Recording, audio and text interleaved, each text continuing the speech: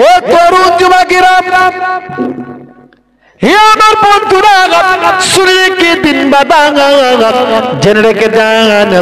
বিচারপতি কৌর বলেছিলেন, হে আব্দুল গাফফার সাহেব, আপনি একজন ধার্মিক মানুষ, একজন নামাজি দাড়িওয়ালা সুফি দরবেশ, একজন হাজি সাহেব মানুষ, সব ব্যাপারে আপনি ধর্ম মানেন, কিন্তু বোনের সম্পত্তির বেলায় আপনার ধর্ম কোথায় যায়?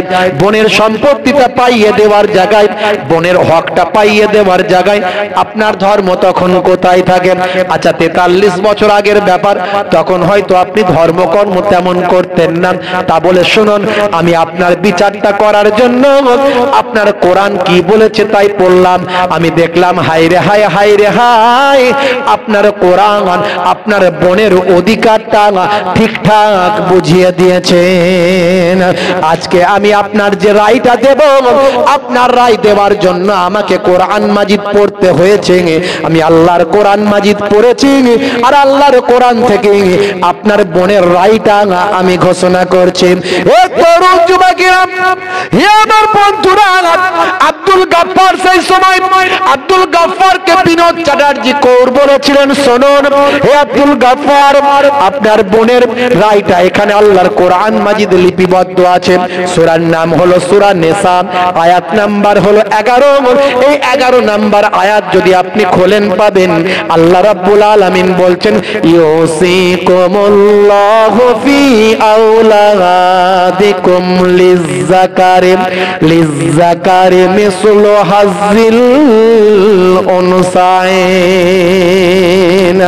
এ তরুণ যুবকেরা, আল্লাহ রাব্বুল আলামিন তিনি নির্দেশ দিয়েছেন প্রত্যেক সন্তান সন্ততিকে, হে যুবকেরা শুনে রেখে দেন, তোমাদের সন্তানদের সম্পর্কে আল্লাহর নির্দেশ।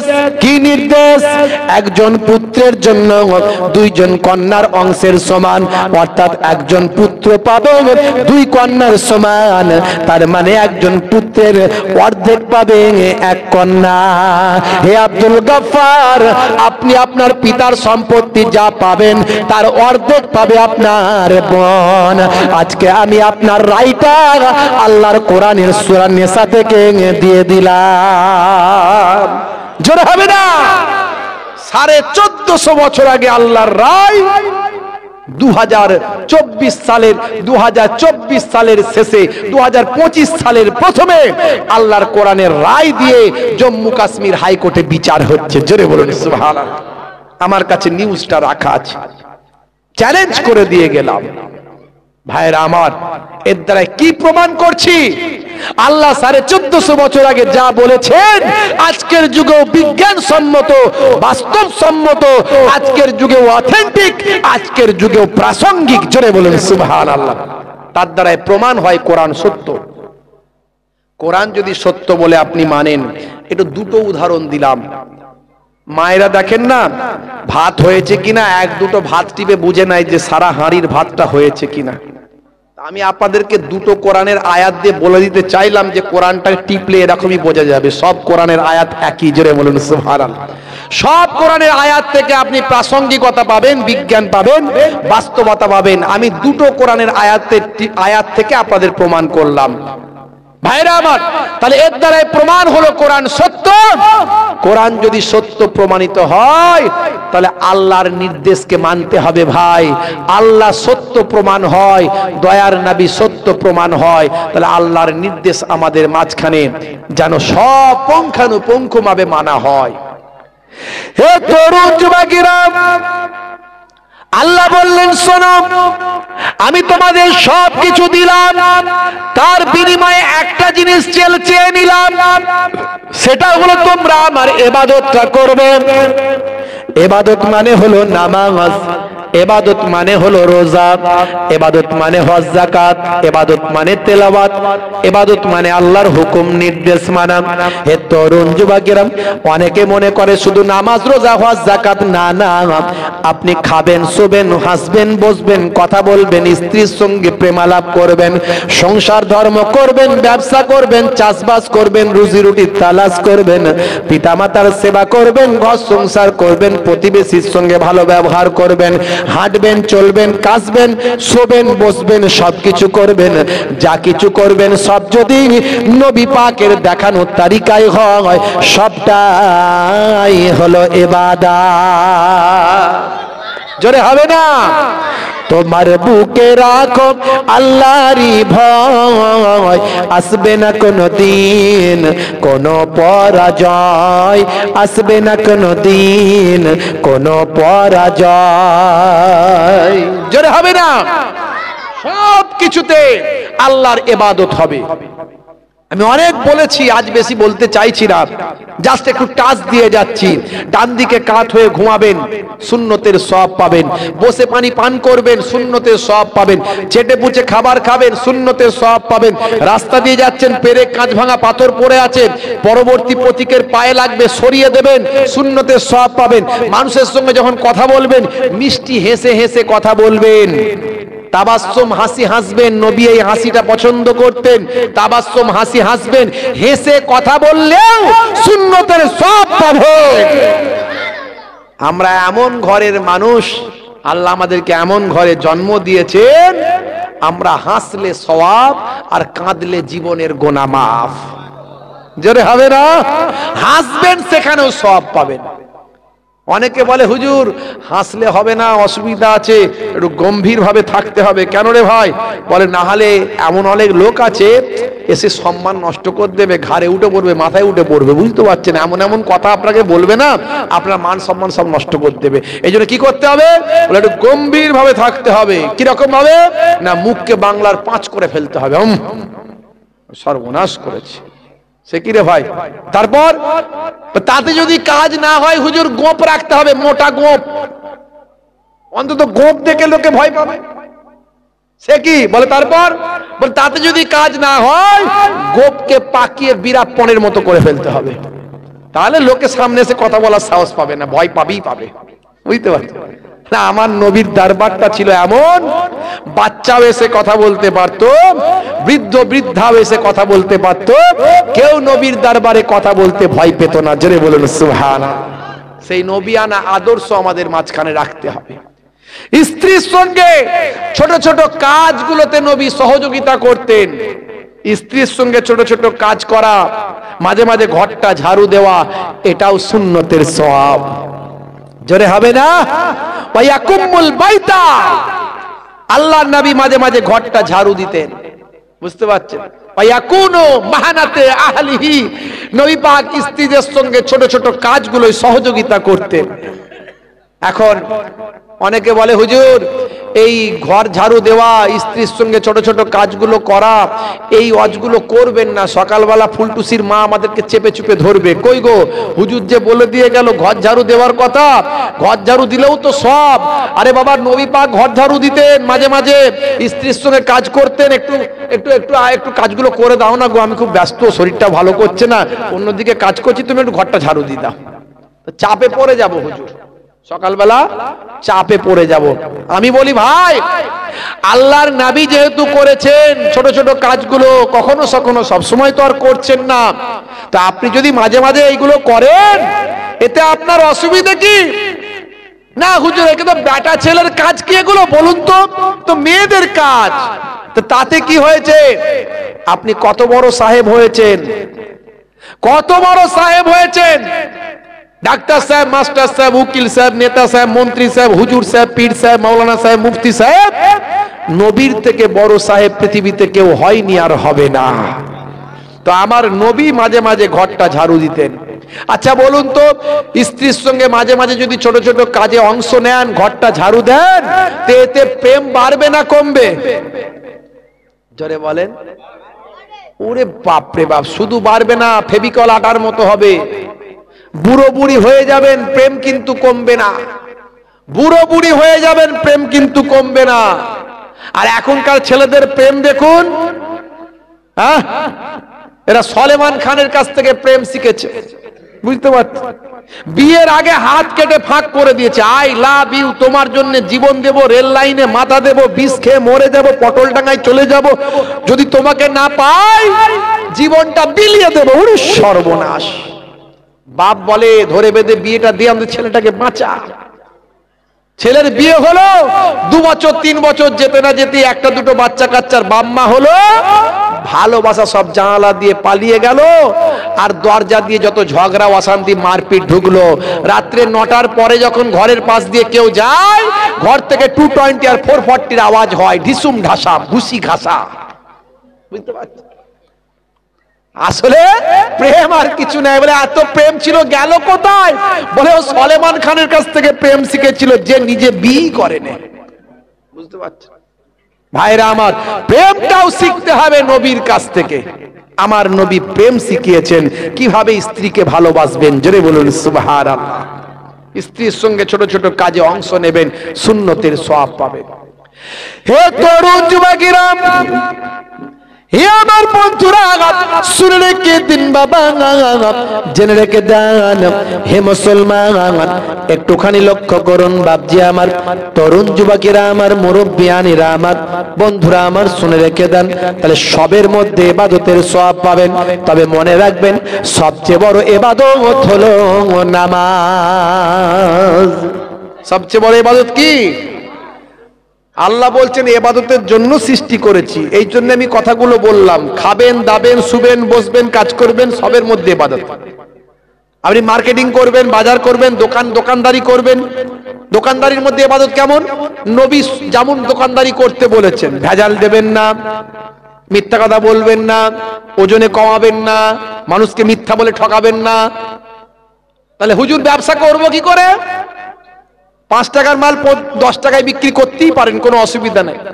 10 টাকার মাল 50 টাকায় বিক্রি করতেই পারেন, অসুবিধা নেই, কিন্তু মিথ্যার আশ্রয় নেবেন না। আপনি বলবেন আমার এই দাম আছে বাবু, নিতে মন যায় নাও, না হলে যাও। এই হক কথাটা বলতে হবে। আর যদি মনে করেন যে আমি এই দামটা বলে এইভাবে বললে লোকে কিনবে না, তাহলে সঠিক ব্যবসা করুন। আপনি লাভ কম করুন, সেল বেশি করুন, ইনশাআল্লাহ আপনার ব্যবসায় উন্নতি হবে। আল্লাহর নবী ব্যবসা শিখিয়েছেন। হে তরুণ যুবকেরা, হে আমার বন্ধুরা, শুনে রেখে দিন বাবা, জেনে রেখে দেন। তবে মনে রাখবেন সবচেয়ে বড় ইবাদত হলো নামাজ। এই নামাজ ছেড়ে দেবেন না। হে যুবকেরা শুনে রেখে দেন, নামাজ হলো এমন একটা ইবাদত, নামাজের থেকে বড় ইবাদত আর কিছু নাই। হযরতে ওমর ফারুক রাদিয়াল্লাহু তাআলা আনহুর জামানার একটা ছোট্ট ঘটনা বলে শেষ করি। কষ্ট হচ্ছে আপনাদের? হ্যাঁ দেন, ঠিক 1টার মধ্যে শেষ করব ইনশাআল্লাহ। বিরাট কষ্ট হচ্ছে? কে বলছে আপনাদের কষ্ট হচ্ছে? কার কষ্ট হচ্ছে বাড়ি চলে যান। খুব চালাক লোক, কষ্ট হচ্ছে বাড়ি চলে যান। চলবে, কোনো অসুবিধা, আপনি বাড়ি চলে যান। বেশি বকলি বাড়ি। আমরা একটাই শেষ করবো ইনশাল্লাহ। রাজি তো নাকি? কারা কারা চান না হাত তুলে দেখান।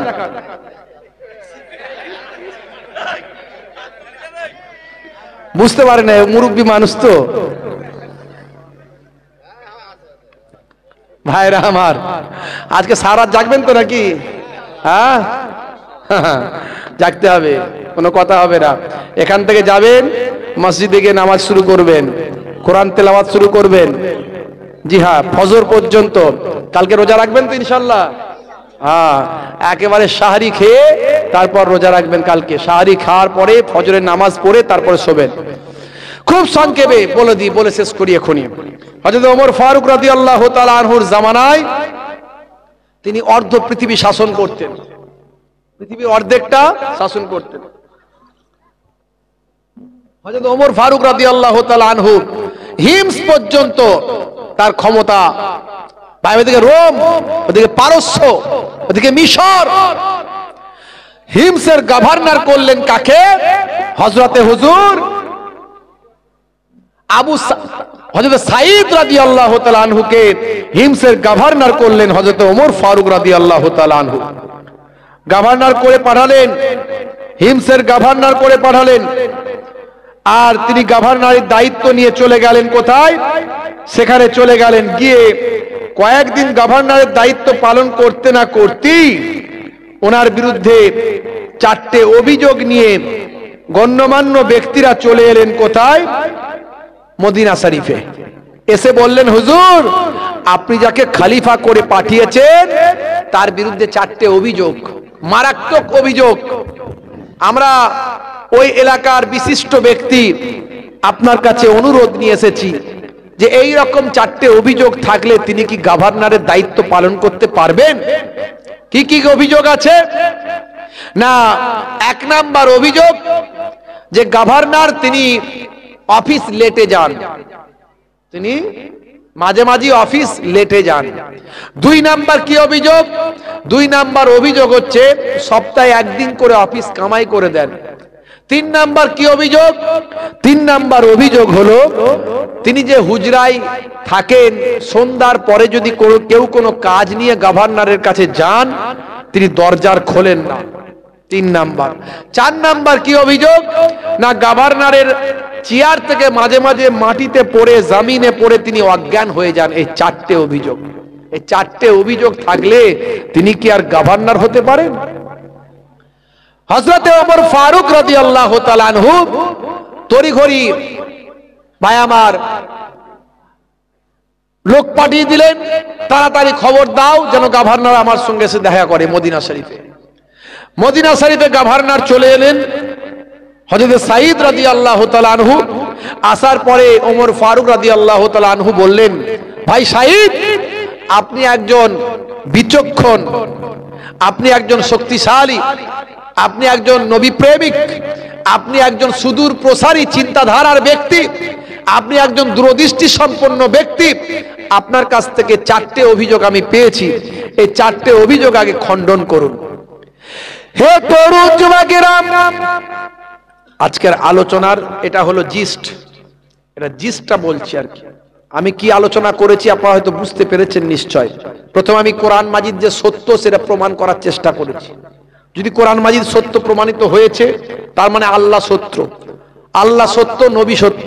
তাহলে কি করতে হবে? আল্লাহ বলছে ইবাদত। ইবাদত গুলো কি? ইবাদতের জন্যই তোমাদের সৃষ্টি করেছি।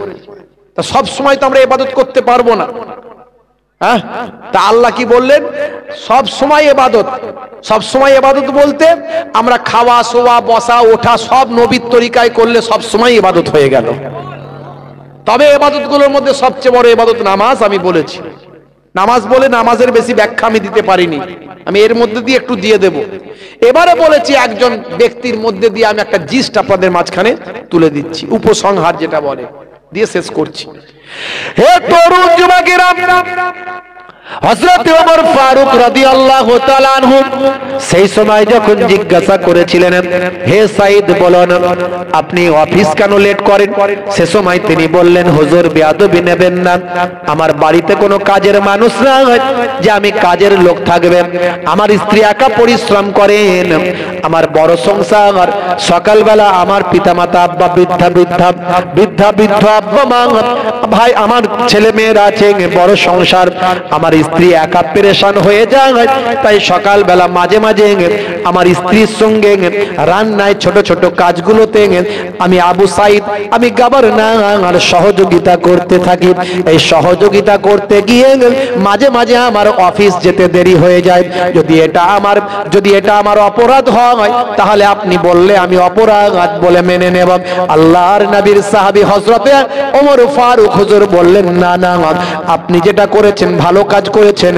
আপনি কাজের কোনো মানুষ রাখলে গভর্নরের আপনার ওই রাজকোষের পয়সা থেকে তাকে মাইনে দিতে হতো, তার জায়গায় নিজে আপনি পরিশ্রম করেছেন, স্ত্রীর সঙ্গে ছোট ছোট কাজগুলো করেছেন। স্ত্রীর সঙ্গে তো আমার নবীও ছোট ছোট কাজগুলো করতেন, দয়ার নবীর সুন্নতের তারিকা অনুসরণ করেছেন। এটা আমি আপনার মধ্যে কোনো অপরাধ দেখছি না।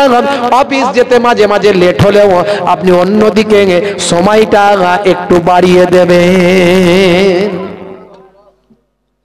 হে তরুণ যুবকেরা, হযরত ওমর ফারুক হুজুর বললেন, আচ্ছা বলুন সপ্তাহে 1 দিন করে কামাই করেন অফিস?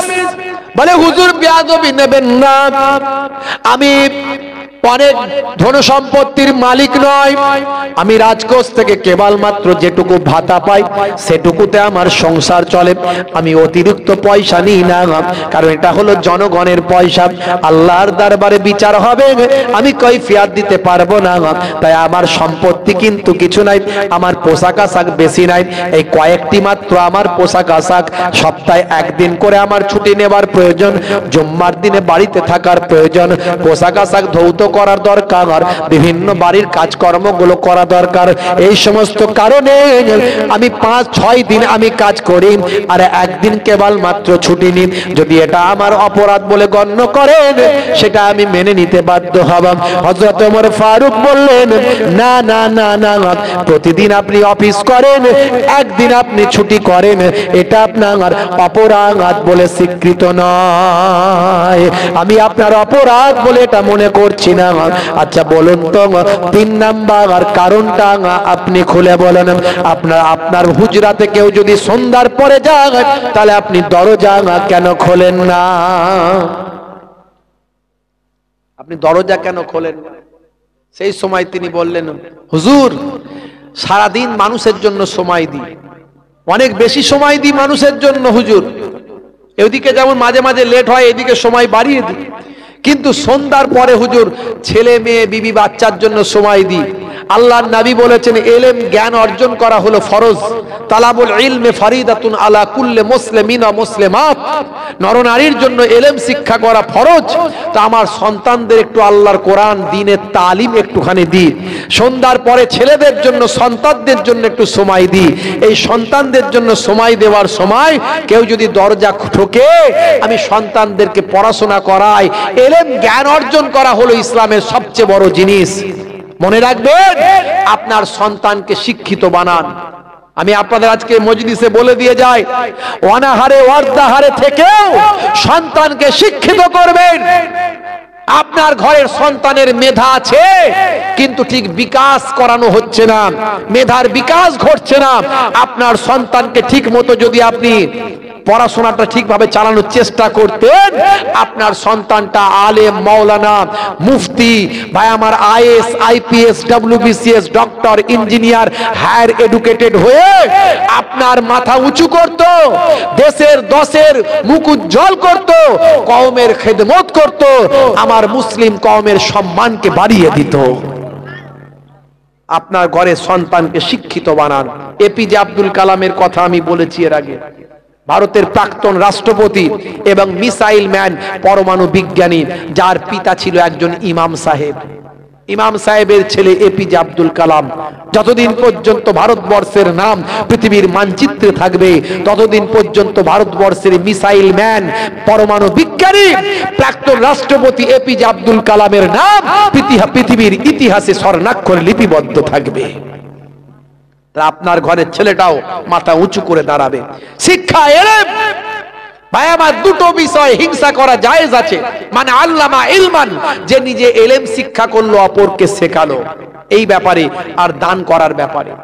হে তরুণ যুবকেরা, হে আমার বন্ধুরা, হযরত ওমর ফারুক রাদিয়াল্লাহু তাআলা আনহু বলেন, ও সাইদ তুমি ঠিকই করো, সন্তানদের শিক্ষার দরকার, নিশ্চয় সন্তানদেরকে পড়াশোনা করাতে হবে, আল্লাহর কোরআনের জ্ঞান দিতে হবে, নবীর হাদিসের জ্ঞান দিতে হবে, দুনিয়াদারির জ্ঞান দিতে হবে। তুমি সন্তানকে পড়ানোর জন্য দরজা খোলো না, তুমি ঠিক করো, এর মধ্যে কোনো অন্যায় আমি দেখতে পাচ্ছি না। আচ্ছা বলো তো হে সাইদ, 3-4 নাম্বার কারণটা বলো, 4 নাম্বার কজটা বলো, তুমি মাঝে মাঝে চেয়ার থেকে, সিংহাসন থেকে পড়ে গিয়ে অজ্ঞান কেন হয়ে যাও? হযরত সাইদ রাদিয়াল্লাহু তাআলা আনহু এ কথার উত্তর দিতে গিয়ে চোখ ভরা পানি, বুক ভরা বেদনা, ঝরঝর করে কাঁদতে শুরু করলেন। কেঁদে কেঁদে বলেন, হুজুর তাহলে শুনুন, আমি তখন ইমানদার ছিলাম না, কুফফারদের নেতা ছিলাম, মুশরিকদের লিডার ছিলাম, আমাদের সঙ্গে আমার নবীর দলের কিছু সাহাবীদের যুদ্ধ হয়েছিল। ও আল্লাহর নবীর সাহাবী, ও হযরত ওমর ফারুক, আমি তখন ইমানদার ছিলাম না, কুফফারদের লিডার ছিলাম, নেতা ছিলাম। আল্লাহর নবীর সাহাবায়ে কেরামদের সঙ্গে আমাদের যুদ্ধ হয়েছিল। এই যুদ্ধে আমি কয়েকজনকে বন্দী করেছিলাম। তার মধ্যে একজনের নাম হলো হযরতে খুবাইব রাদিয়াল্লাহু তাআলা আনহু। এই খুবাইবের উপর আমার দায়িত্ব ছিল, আমাদের টার্গেট ছিল যেন তাদেরকে আমরা আল্লাহ ভোলাতে পারি, নবী ভোলাতে পারি। এটাই হলো আমাদের মূল উদ্দেশ্য। আল্লাহর নবীর সাহাবায়ে কেরামদের নবী ভুলিয়ে দাও, আল্লাহ ভুলিয়ে দাও, তাদেরকে মুশরিক বানাও, লাত হুবালাত উজ্জা মানাতের উপাসনাকারী বানিয়ে দাও।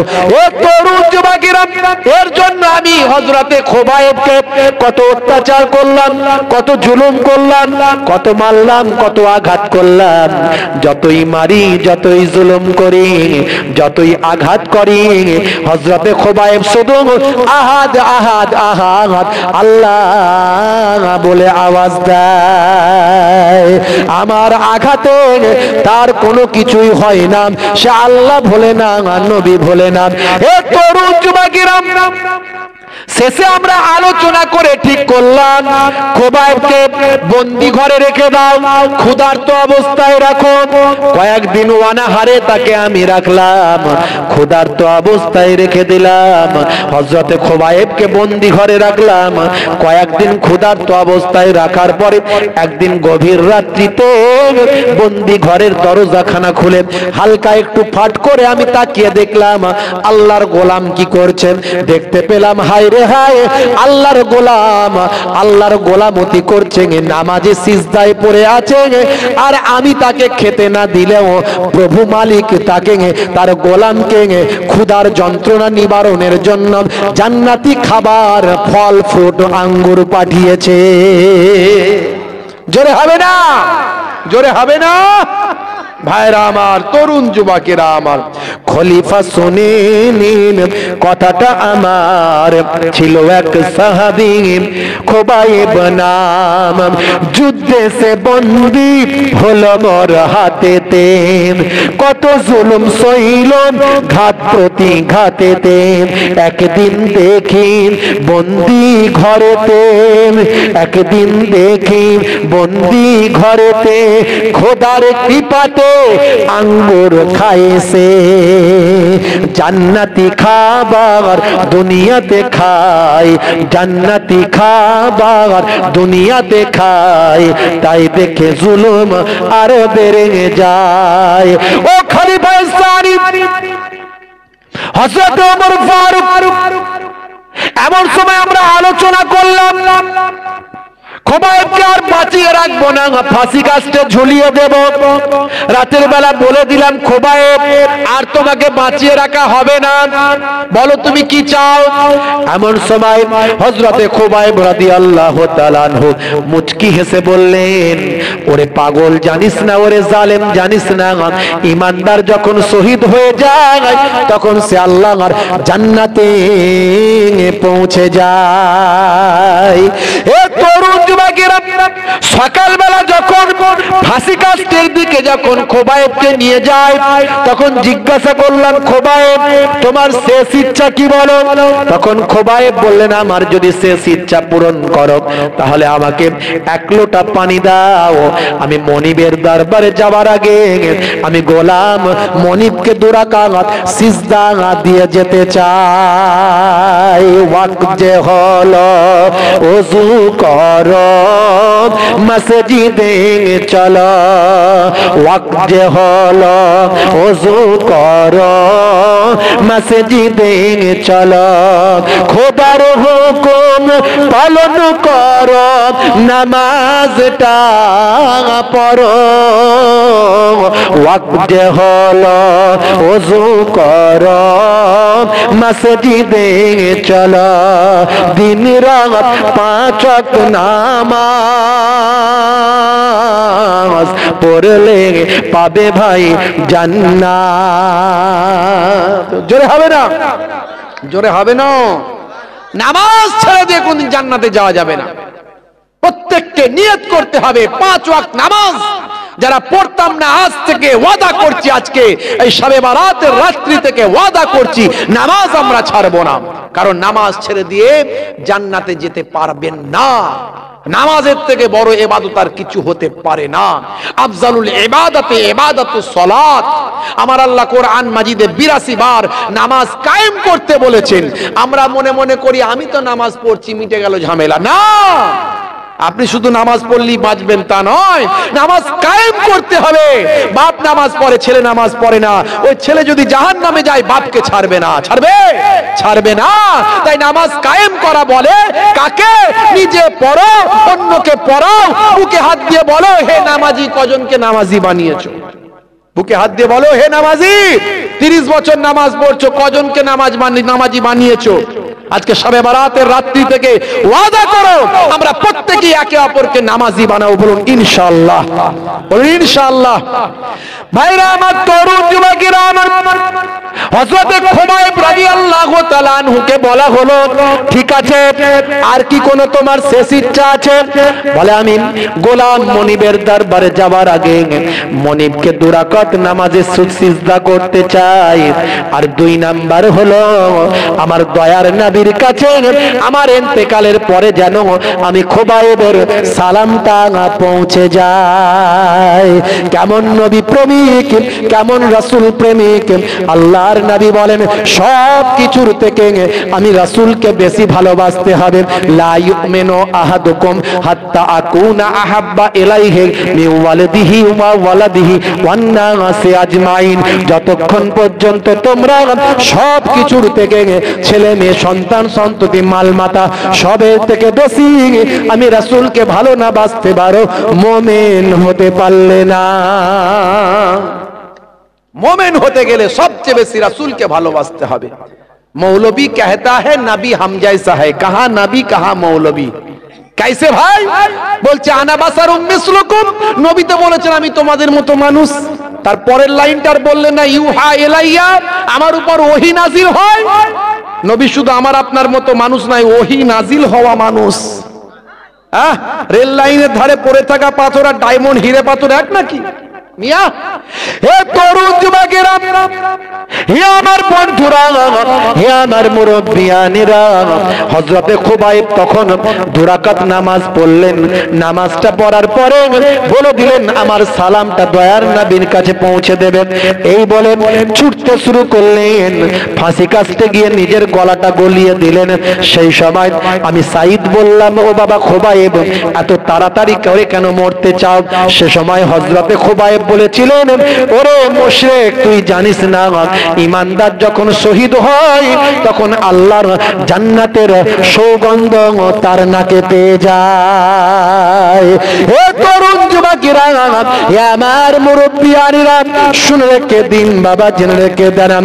এমন সময় দেখতে পাওয়া যায়, আমি আমার ছন্দে লিখেছি, অবশেষে তাকে ফাঁসিতে চড়ায়, মরার আগে সাবি নামাজ পড়ে নাই। হেসে বলে নবীজির সালাম জানাই, ছুটে গিয়ে ফাঁসি কাটে মাথাটা গলায়। মোরা তখন জিজ্ঞাসিলাম, কেন ছোট ভাই? সে বলে জান্নাত দেখিতে যে পায়।